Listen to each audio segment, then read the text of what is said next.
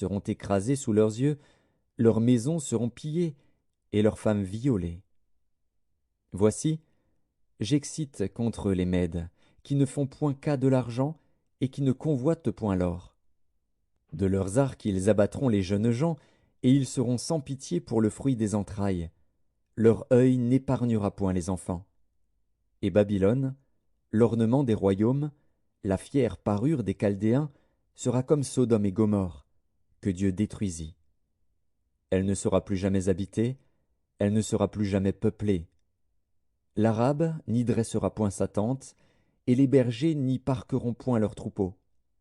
Les animaux du désert y prendront leur gîte, les hiboux rempliront ses maisons, les autruches en feront leur demeure, et les boucs y sauteront.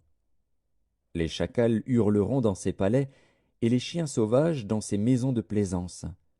Son temps est près d'arriver, et ses jours ne se prolongeront pas. Ésaïe, chapitre 14. Car l'Éternel aura pitié de Jacob, il choisira encore Israël, et il les rétablira dans leur pays. Les étrangers se joindront à eux, et ils s'uniront à la maison de Jacob. Les peuples les prendront, et les ramèneront à leur demeure, et la maison d'Israël les possédera dans le pays de l'Éternel, comme serviteurs et comme servantes. Ils retiendront captifs ceux qui les avaient faits captifs, et ils domineront sur leurs oppresseurs. Et quand l'Éternel t'aura donné du repos, après tes fatigues et tes agitations, et après la dure servitude qui te fut imposée, alors tu prononceras ce chant sur le roi de Babylone, et tu diras: Et quoi? Le tyran n'est plus, l'oppression a cessé. L'Éternel a brisé le bâton des méchants, la verge des dominateurs. Celui qui dans sa fureur frappait les peuples, par des coups sans relâche, celui qui dans sa colère subjuguait les nations, est poursuivi sans ménagement. Toute la terre jouit du repos et de la paix. On éclate en chants d'allégresse. Les cyprès même, les cèdres du Liban, se réjouissent de ta chute. Depuis que tu es tombé, personne ne monte pour nous abattre. Le séjour des morts s'émeut jusque dans ses profondeurs pour t'accueillir à ton arrivée. Il réveille devant toi les ombres, tous les grands de la terre, il fait lever de leur trône tous les rois des nations. Tous prennent la parole pour te dire: Toi aussi, tu es sans force comme nous, tu es devenu semblable à nous. Ta magnificence est descendue dans le séjour des morts, avec le son de tes luttes. Sous toi est une couche de verre, et les vers sont ta couverture. Te voilà tombé du ciel, astre brillant, fils de l'aurore. Tu es abattu à terre, toi, le vainqueur des nations. Tu disais en ton cœur: Je monterai au ciel, j'élèverai mon trône au-dessus des étoiles de Dieu. Je m'assiérai sur la montagne de l'assemblée, à l'extrémité du septentrion.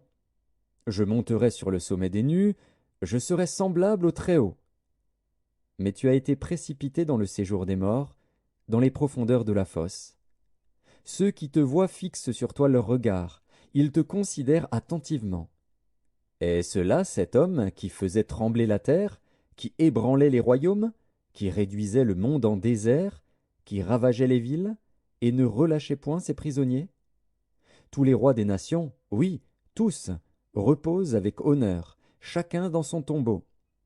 Mais toi, tu as été jeté loin de ton sépulcre, comme un rameau qu'on dédaigne, comme une dépouille de gens tués à coups d'épée, et précipité sur les pierres d'une fosse, comme un cadavre foulé aux pieds. Tu n'es pas réuni à eux dans le sépulcre, car tu as détruit ton pays. Tu as fait périr ton peuple. On ne parlera plus jamais de la race des méchants. Préparez le massacre des fils, à cause de l'iniquité de leur père. Qu'ils ne se relèvent pas pour conquérir la terre, et remplir le monde d'ennemis. Je me lèverai contre eux, dit l'Éternel des armées. J'anéantirai le nom et la trace de Babylone, ses descendants et sa postérité, dit l'Éternel.